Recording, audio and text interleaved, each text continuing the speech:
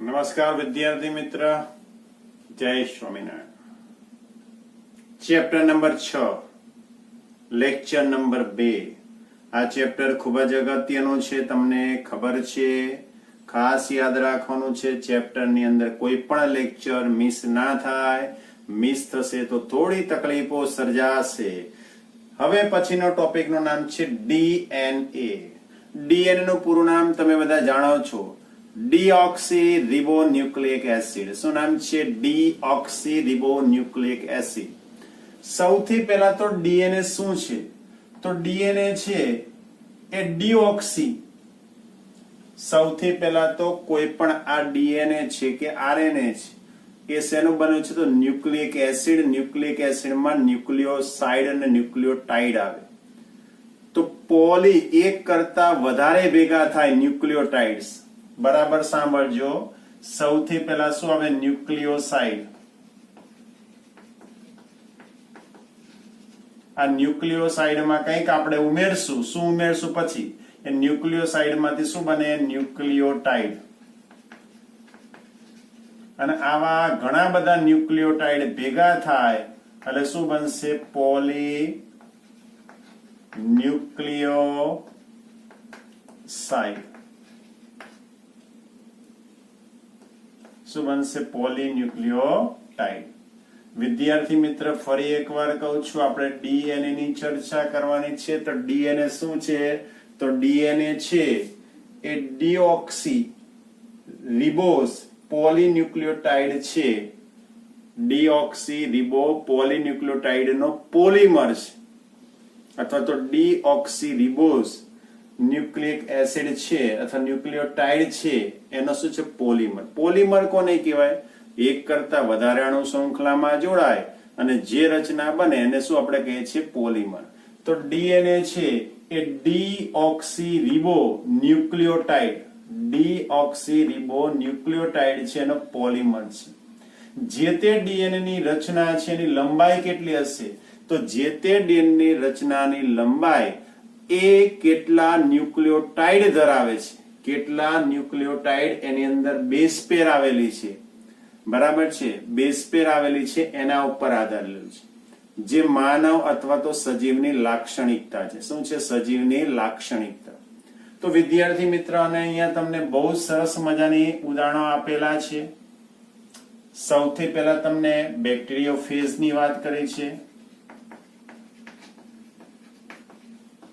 તો bacteria phase ની અંદર તમને આપ્યું છે 5 × 174 બરાબર 5386 નાઇટ્રોજન બેઝ. કેટલા છે? બેક્ટેરિયો ફેઝમાં 5 × 154 બરાબર 5386. વિદ્યાર્થી મિત્ર, ઓનલાઈન તમે સર્ચ કરશો તો ગૂગલમાં 5375 એની આજુબાજુ તમને બેઝ પેર આપેલી છે, અથવા નાઇટ્રોજન બેઝ, અથવા તો તમને શું આપેલી છે? આ જોડ આપેલી છે બેક્ટેરિયા ફેઝ ની અંદર. બરાબર છે? ફરીથી બેક્ટેરિયા ફેઝમાં કેટલું કીધું? 5 × 174 બરાબર 5386. બરાબર છે? એવી રીતે લેમ્ડા, બેક્ટેરિયોફેઝ લેમ્ડા.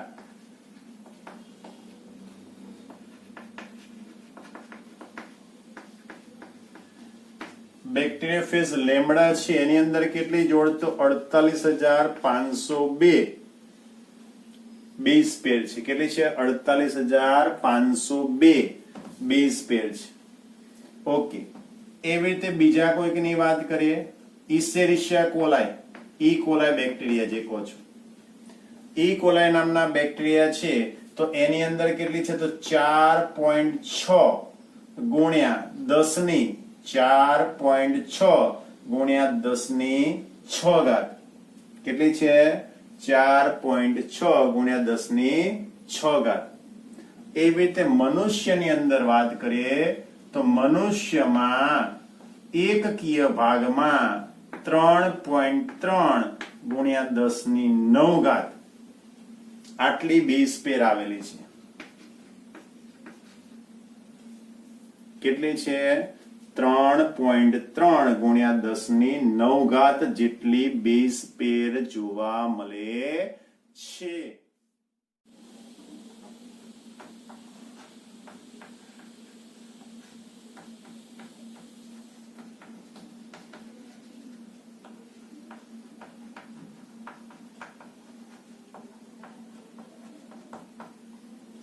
હવે વિદ્યાર્થી મિત્ર આપણે જોઈશું પોલીન્યુક્લિયોટાઇડ શૃંખલાની રચના.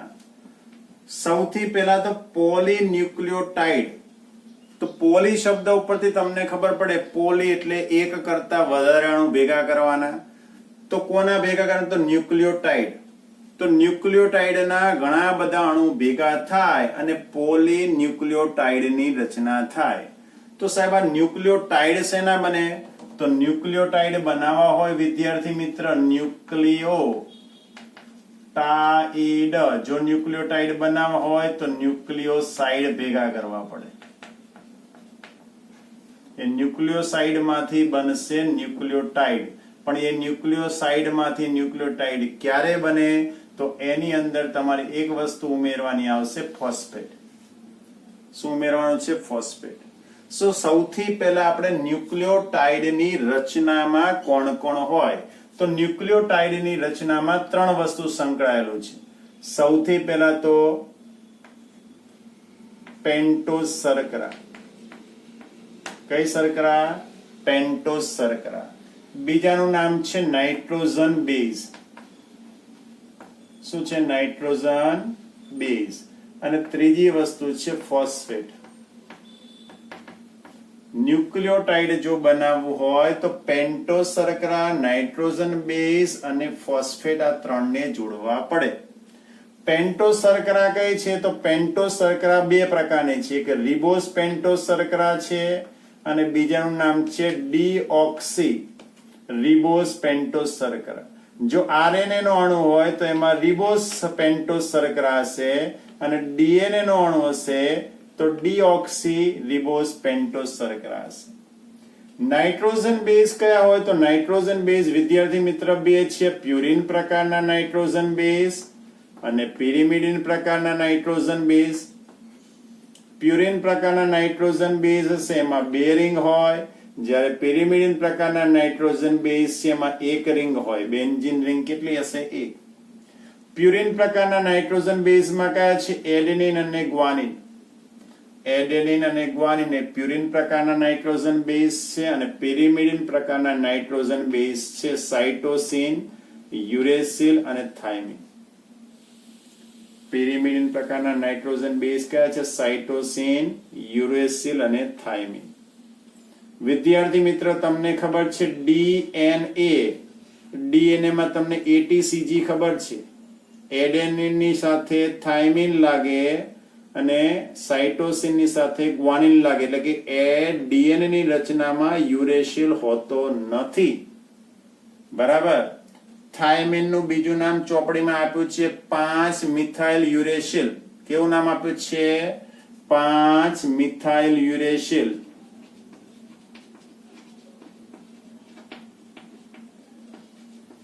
આ કોનું બીજું નામ છે? થાઇમિન. તો ડીએનએ ની રચનામાં યુરેસિલ નથી હોતો, જ્યારે આરએનએ ની રચનામાં થાઇમિન હોતો નથી. થાઇમિન ના એટલે શું હોય? યુરેસિલ. એનો મતલબ કે સાઇટોસિન, ડીએનએ હશે તો એમાં સાઇટોસિન હશે અને આરએનએ હશે તો એમાં સાઇટોસિન હશે. પણ ડીએનએ ની રચનામાં તમને યુરેસિલ જોવા ના મળે અને આરએનએ ની રચનામાં થાઇમિન જોવા મળતો નથી. ફરી એકવાર બરાબર સાંભળજો. પેન્ટોઝ શર્કરા, મારે ન્યુક્લિયોટાઇડ બનાવવું છે તો ન્યુક્લિયોટાઇડ ક્યારે બને? પેન્ટોઝ શર્કરા, નાઇટ્રોજન બેઝ અને ફોસ્ફેટ. પેન્ટોઝ શર્કરા બે પ્રકારની છે, રિબોઝ શર્કરા અને ડીઓક્સી રિબોઝ શર્કરા. જો આરએનએ નો અણુ બનાવો તો એમાં રિબોઝ વાપરજો, ડીએનએ નો બનાવો તો ડીઓક્સી વાપરવાનો. નાઇટ્રોજન બેઝ બે પ્રકારના છે, પ્યુરિન પ્રકારના, પિરિમિડિન પ્રકારના નાઇટ્રોજન બેઝ. પ્યુરિન પ્રકારના નાઇટ્રોજન બેઝ હોય તો એમાં બે રિંગ હશે. પિરિમિડિન પ્રકારના નાઇટ્રોજન બેઝ તો એક રિંગ. પ્યુરિનમાં કોણ આવે? તો એડેનિન અને ગ્વાનિન. પિરિમિડિનમાં સાઇટોસિન, યુરેસિલ અને થાઇમિન. ડીએનએ ની રચનામાં યુરેસિલ નથી હોતો અને આરએનએ ની રચનામાં થાઇમિન હોતો નથી. થાઇમિન નું બીજું નામ 5 મિથાઇલ યુરેસિલ. બરાબર. સાહેબ મારે તો ન્યુક્લિયોસાઇડ બનાવવું છે, તો ન્યુક્લિયોસાઇડ જો બનાવવું હોય, શું બનાવવું છે? ન્યુક્લિયોસાઇડ. તો ન્યુક્લિયોસાઇડ બનાવવા માટે તમારી જે પેન્ટોઝ શર્કરા છે, સમજી લો આ પેન્ટોઝ શર્કરા છે, આ પેન્ટોઝ શર્કરા સાથે તમારે શું કરવું પડે? નાઇટ્રોજન બેઝ જોડવો પડે. આ પેન્ટોઝ શર્કરા અને નાઇટ્રોજન બેઝ જોડાય એટલે બને ન્યુક્લિયોસાઇડ. શું બને? ન્યુક્લિયોસાઇડ. હવે જો આ નાઇટ્રોજન બેઝ એડેનિન છે, આ એડેનિન છે. શું છે? અહીંયા સમજી લો, લખું છું એડેનિન. આ એડેનિન પેન્ટોઝ સાથે જોડાય. આ એડેનિન અત્યારે ન્યુક્લિયોસાઇડ ની વાત કરું છું. જો એડેનિન પેન્ટોઝ સાથે શર્કરા સાથે જોડાય તો એને કહેવાય એડિનોસાઇન. કઈ શર્કરા? પેન્ટોઝ શર્કરા. રિબોઝ પેન્ટોઝ શર્કરા હોય તો એડિનોસાઇન. અને આ જો ડીઓક્સીરિબોઝ શર્કરા હોય, ડીઓક્સીરિબોઝ શર્કરા, તો ડીઓક્સીરિબોઝ શર્કરા જો એડેનિન સાથે જોડાય તો ડીઓક્સી એડિનોસાઇન બને. અહીંયા પેન્ટોઝ શર્કરા જો રિબોઝ પ્રકારની હોય, રિબોઝ અને એડેનાઇન, તો એડિનોસાઇન. અહીંયા પેન્ટોઝ શર્કરા ડીઓક્સીરિબોઝ હોય તો ડીઓક્સીરિબોઝ અને એડેનિન, તો ડીઓક્સી એડિનોસાઇન. હવે આ નાઇટ્રોજન બેઝ સમજી લો કે એડેનિન ની જગ્યાએ લઈ લો ગ્વાનિન. શું લઈ લો વિદ્યાર્થી મિત્ર? નાઇટ્રોજન બેઝ ગ્વાનિન લઈ લો. તો આ ગ્વાનિન છે, અહીંયા ગ્વાનિન આવી ગયું. ગ્વાનિન અને રિબોઝ શર્કરા, તો રિબોઝ અને ગ્વાનિન આ બંને આ નાઇટ્રોજન બેઝ છે. ગ્વાનિન શું છે? Nitrogen base. એ રિબોઝ શર્કરા સાથે જોડાય તો શું થાય? ગ્વાનોસાઇન. અને ડીઓક્સી સાથે જોડાય તો ડીઓક્સી ગ્વાનોસાઇન.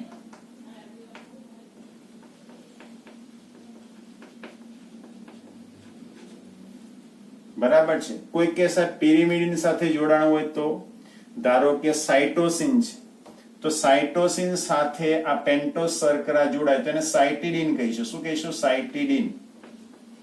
જે રિબોઝ પ્રકારની શર્કરા હશે તો સાઇટિડિન, અને ડીઓક્સીરિબોઝ હોય તો ડીઓક્સીસાઇટિડિન.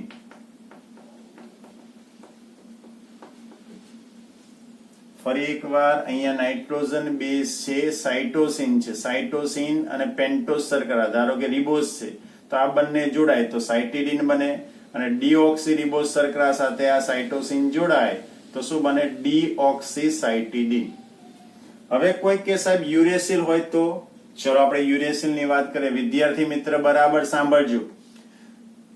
પિરિમિડિન પ્યુરિન હોય તો સાઇન સાઇન લાગશે. જુઓ તમે જોઈ લો, પ્યુરિન પ્રકારની નાઇટ્રોજન બેઝ હોય તો સાઇન સાઇન લાગે, અને પિરિમિડિન પ્રકારનું હોય તો ડીન ડીન લાગે. જો ડીન ડીન છે ને, તો આપણે ધારો કે યુરેસિલ લઈએ તો યુરિડિન બનશે. આ રિબોઝ શર્કરા છે એની સાથે યુરેસિલ જોડાય તો યુરિડિન. કોઈ કે સાહેબ ડીઓક્સીરિબોઝ સાથે યુરેસિલ સંકળાય. વિદ્યાર્થી મિત્ર આપણે હમણાં જ કીધું કે ડીએનએ ની રચના છે એમાં યુરેસિલ હોતો નથી. જો તમારે અહીંયા યુરેસિલ લેવો હોય તો આ રિબોઝ શર્કરા જ હોય. શું હોય? રિબોઝ શર્કરા. તો રિબોઝ શર્કરા સાથે સંકળાય યુરેસિલ તો યુરિડિન બને. અને ધારો કે થાઇમિન ની સાથે વાત કરીએ તો જો હું અહીંયા થાઇમિન લઉં તો થાઇમિન માટે ડીઓક્સીરિબોઝ શર્કરા જ વપરાય. તમે જુઓ ડીએનએ ની રચનામાં થાઇમિન હોય પણ અહીંયા થાઇમિન હોતો નથી.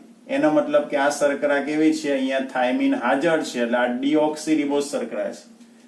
તો ડીઓક્સીરિબોઝ શર્કરા હોય એની સાથે થાઇમિન જોડાય તો થાઇમિડિન. પણ આગળ કયો શબ્દ લખવો પડે? ડીઓક્સીથાઇમિડિન.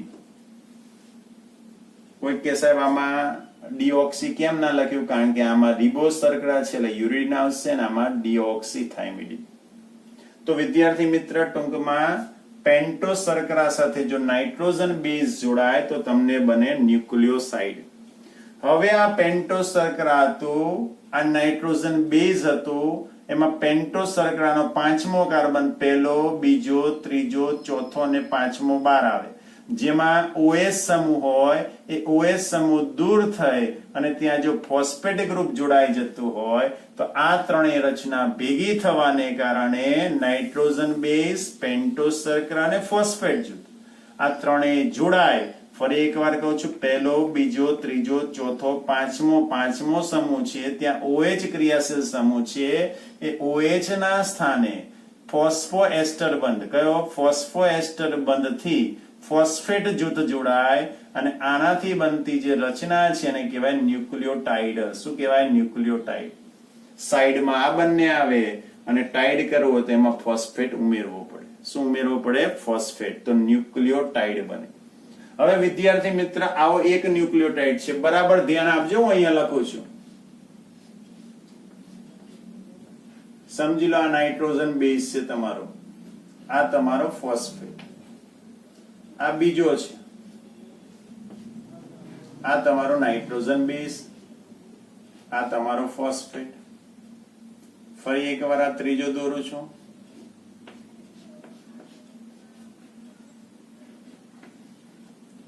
તો તમે જુઓ કે ઉપરનો છેડો આ આખું શું છે? પોલીન્યુક્લિયોટાઇડની શૃંખલા. આ આખી આખું શું છે વિદ્યાર્થી મિત્ર? પોલીન્યુક્લિયોટાઇડની એક ચેન છે. ડીએનએ ની રચનામાં આવી બે ચેન આવે, તમને ને મને બધાને ખબર છે. તો સમજી લો કે આ પોલીન્યુક્લિયોટાઇડની એક ચેન છે. આવું એક વખત દોર્યું, બીજી વખત દોર્યું, ત્રીજી વખત દોર્યું, બીજું કશું મેં કર્યું નથી. આ શું છે? પેન્ટોઝ શર્કરા. અને આ શું છે? Nitrogen base. તો તમને શું કહું છું? આ પોલીન્યુક્લિયોટાઇડની એક શૃંખલા છે, એમાં એક છેડો એવો છે, એક છેડા ઉપર 5મા નંબરનો જે કાર્બન છે કે જ્યાં OH ક્રિયાશીલ સમૂહ છે એની જગ્યાએ શું થાય છે? ફોસ્ફેટ સમૂહ જોડાય છે. શું જોડાય છે? ફોસ્ફેટ સમૂહ. તો આ 5મા નંબરના છેડા ઉપર ફોસ્ફેટ સમૂહ જોડાય તો એને 5 છેડો ક્રિયાશીલ સમૂહ કહેવાય. અને એવી જ રીતે આ પોલીન્યુક્લિયોટાઇડની શૃંખલા છે. તો પોલીન્યુક્લિયોટાઇડની શૃંખલામાં સૌથી છેલ્લો જે આ શર્કરા છે એ સૌથી છેલ્લી જે પેન્ટોઝ શર્કરા છે એ પેન્ટોઝ શર્કરાના ત્રીજો કાર્બન છે ત્યાં કાયદેસર શું આવે? OH સમૂહ. ઉપરના છેડા ઉપર ફોસ્ફેટ આવે અને ત્રીજો જે છેડો છે, પહેલો, બીજો, ત્રીજો, ત્રીજા કાર્બનની જગ્યાએ OH ક્રિયાશીલ સમૂહ છે જે 3 છેડા તરીકે ઓળખાય. શેના તરીકે ઓળખાય? 3 છેડા. આ 5 છેડો કહેવાય, આ 3 છેડો કહેવાય. વિદ્યાર્થી મિત્ર બરાબર જુઓ. હવે આ એક ન્યુક્લિયોટાઇડ છે, આખે આખો પટ્ટો એક ન્યુક્લિયોટાઇડ. આ બીજો ન્યુક્લિયોટાઇડ છે. આ અને આ બંને શેનાથી જોડાણ? અહીંયા રહે. તો આ બંને ડાયફોસ્ફોએસ્ટર બંધથી જોડાય. કયા બંધથી? ડાયફોસ્ફોએસ્ટર બંધથી. કોઈ કે સાહેબ આ બરાબર છે. હવે ધારો કે તમે આ સમજાયું, આનાથી તમે બનાવ્યું ન્યુક્લિયોસાઇડ. તો આ ન્યુક્લિયોસાઇડ આ બંને વચ્ચે જે બંધ બન્યો એને શું કીધું? એન ગ્લાયકોસિડિક બંધ. ચોપડીમાં લખ્યું છે પેન્ટોઝ શર્કરા છે એ નાઇટ્રોજન બેઝ સાથે એન ગ્લાયકોસિડિક બંધથી જોડાય અને ન્યુક્લિયોસાઇડની રચના કરે. અને ફરી એકવાર આ ન્યુક્લિયોસાઇડ છે એ ન્યુક્લિયોસાઇડના અંદર ફોસ્ફોએસ્ટર બંધથી ફોસ્ફેટ જોડાય અને ન્યુક્લિયોટાઇડની રચના થાય. તો વિદ્યાર્થી મિત્ર આ એક ન્યુક્લિયોટાઇડ છે, આ બીજો ન્યુક્લિયોટાઇડ છે. તો એક ન્યુક્લિયોટાઇડ બીજા ન્યુક્લિયોટાઇડ સાથે ડાયફોસ્ફોએસ્ટર બંધથી જોડાયેલો હોય છે. અને આવા ઘણા બધા ન્યુક્લિયોટાઇડ ભેગા થાય એટલે શું બને? પોલીન્યુક્લિયોટાઇડ. શું બને? પોલીન્યુક્લિયોટાઇડની રચના કરે. તો વિદ્યાર્થી મિત્ર કહેવા એવું માંગુ છું કે પોલીન્યુક્લિયોટાઇડ શૃંખલા છે એ પોલીન્યુક્લિયોટાઇડ શૃંખલાનું જે આધાર છે, પોલીન્યુક્લિયોટાઇડ શૃંખલાનો આધાર છે પેન્ટોઝ શર્કરા અને નાઇટ્રોજન બેઝ છે. શું છે? પેન્ટોઝ શર્કરા અને શું છે? ફોસ્ફેટ છે. પેન્ટોઝ શર્કરા અને શું છે? ફોસ્ફેટ. જ્યારે અંદરની બાજુએ નાઇટ્રોજન બેઝ આવેલું છે, અંદરની બાજુએ શું આવેલું છે? નાઇટ્રોજન બેઝ આવેલું છે જે ઉપસેલા ભાગ જેવું દર્શાવે છે. એટલે એવી તમને અનુભૂતિ થાય. હવે પ્રશ્ન એમ થાય સાહેબ આ બધું લઈ આવ્યું કોણ? આ બધું લાવવા વાળું કોણ? તો આ બધું લાવવા માટેના વૈજ્ઞાનિકો ઘણા બધા છે. તો એની આપણે ચર્ચા કરીએ. વિદ્યાર્થી મિત્ર હવે આપણે આગળ ચર્ચા કરીશું. તો ડીએનએ ની રચના મેં તમને બતાવી હતી કે ડીએનએ ની રચનાની અંદર શું નથી હોતો? યુરેસિલ હોતો નથી. બરાબર છે? એટીસીજી તમે ભણી ગયા. અને આરએનએ ની રચના છે તો આરએનએ ની રચનામાં શું નથી હોતો? થાઇમિન હોતો નથી.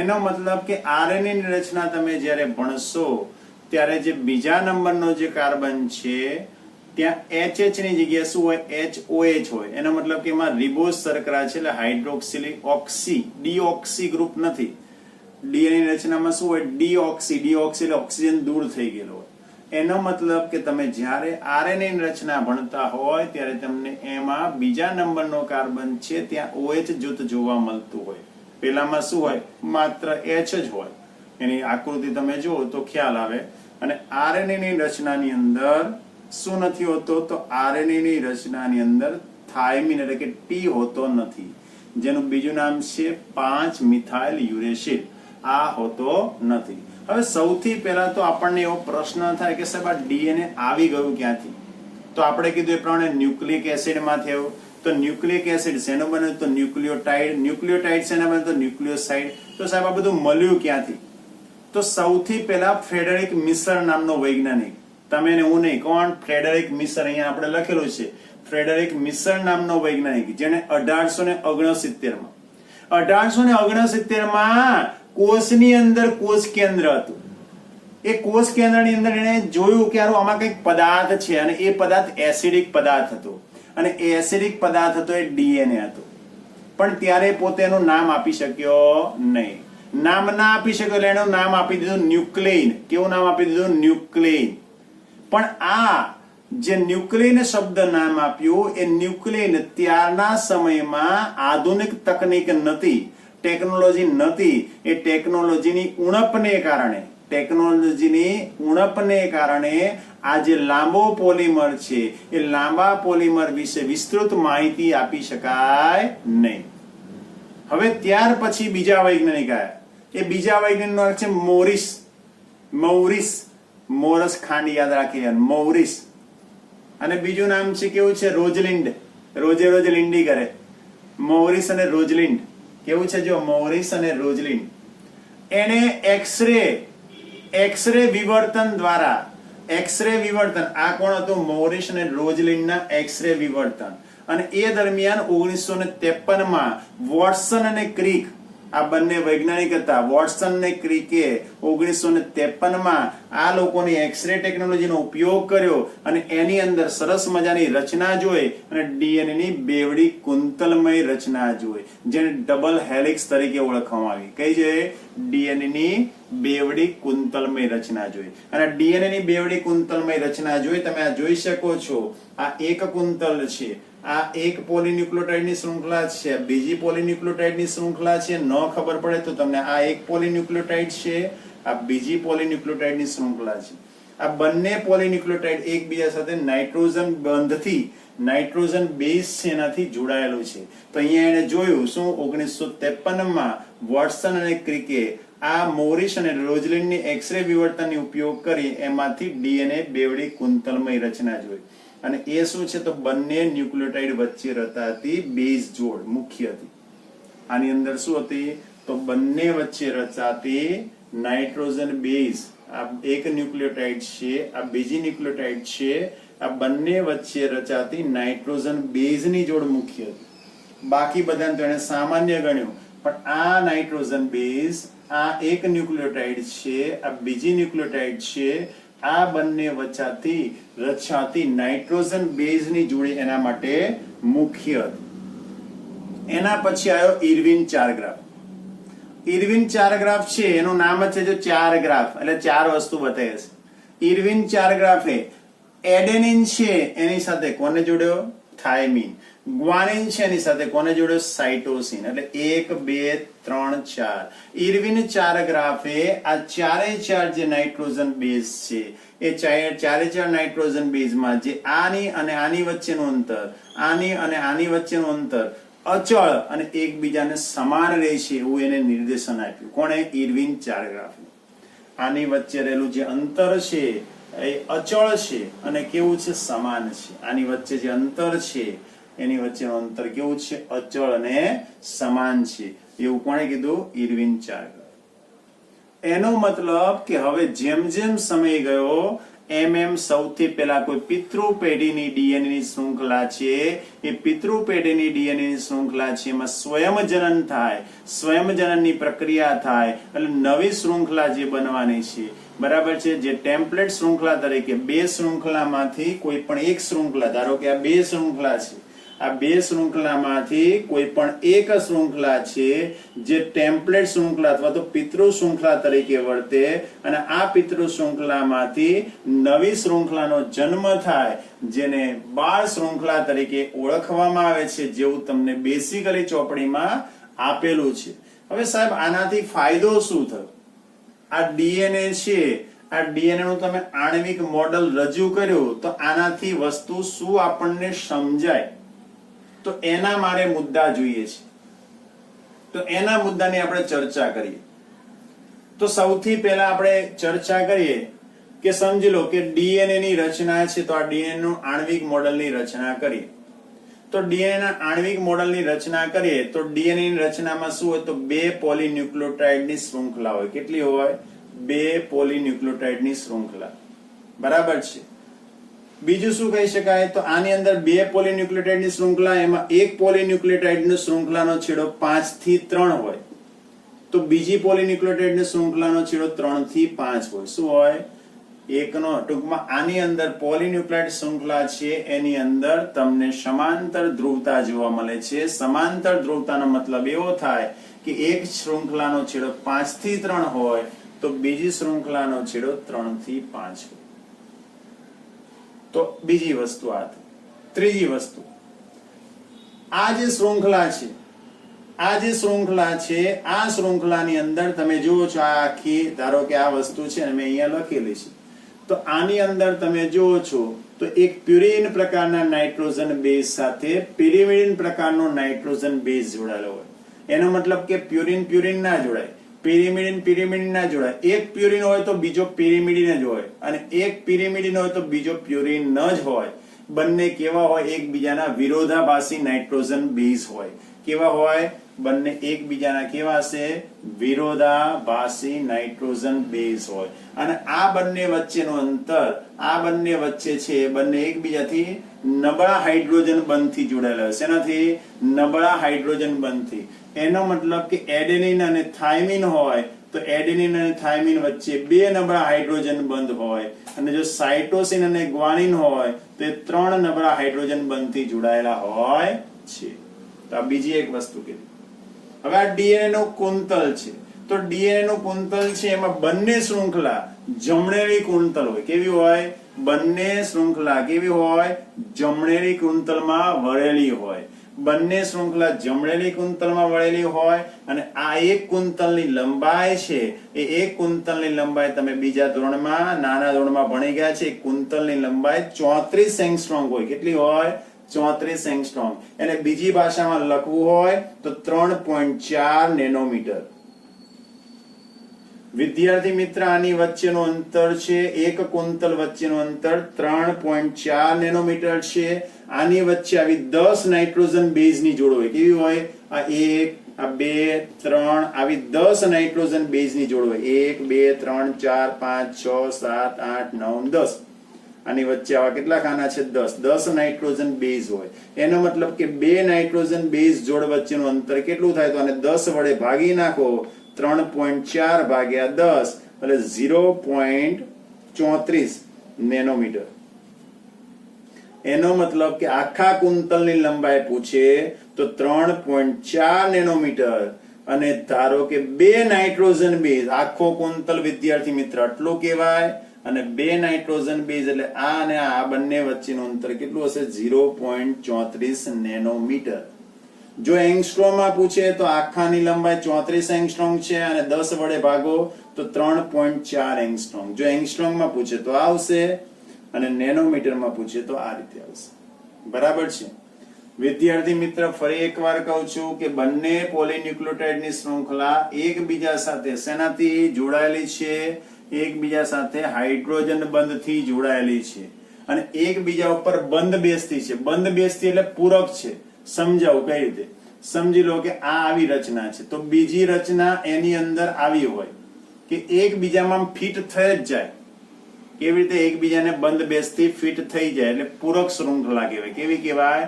પૂરક શૃંખલા. તો વિદ્યાર્થી મિત્ર, આ કોની ચર્ચા કરી? તે આપણે ડીએનએ ની. જે ફ્રેડરિક ફ્રાન્સિસ ક્રિક હતો એ ફ્રાન્સિસ ક્રિકે આ બધાનું અવલોકન કર્યું અને અવલોકન કરીને એક માર્કિંગ કર્યું કે ભાઈ આ તો શેની ચર્ચા કરવાની છે, મધ્યસ્થ પ્રણાલી. મધ્યસ્થ પ્રણાલી એનો મતલબ કે ડીએનએ છે એ જે તે ડીએનએ નું સ્વયંજનન થાય. સ્વયંજનનનો મતલબ કે એના જેવી જ નવી શૃંખલા ઉત્પન્ન થાય, બાળ શૃંખલા ઉત્પન્ન થાય. તો ડીએનએ છે, ડીએનએ ધારો કે ડીએનએ ની આવી શૃંખલા છે વિદ્યાર્થી મિત્ર, આમાંથી કોઈ પણ એક શૃંખલા છૂટી પડી અને ટેમ્પલેટ શૃંખલા તરીકે વર્તે અને ટેમ્પલેટ શૃંખલાનું સ્વયંજનન થાય એટલે એ બેવડાય એટલે એમાંથી એક બાળ ડીએનએ ની રચના થાય. બાળ ડીએનએ ની રચના થાય એનો મતલબ કે ડીએનએ નું સ્વયંજનન થાય. ડીએનએ નું સ્વયંજનન કરી એનું પ્રત્યાંકન કરો. પ્રત્યાંકન કરશો એટલે એ ટોપિક આપણે ભણીશું ડીપમાં. એ પ્રત્યાંકન કરવાથી તમને મળે mRNA, મેસેન્જર આરએનએ.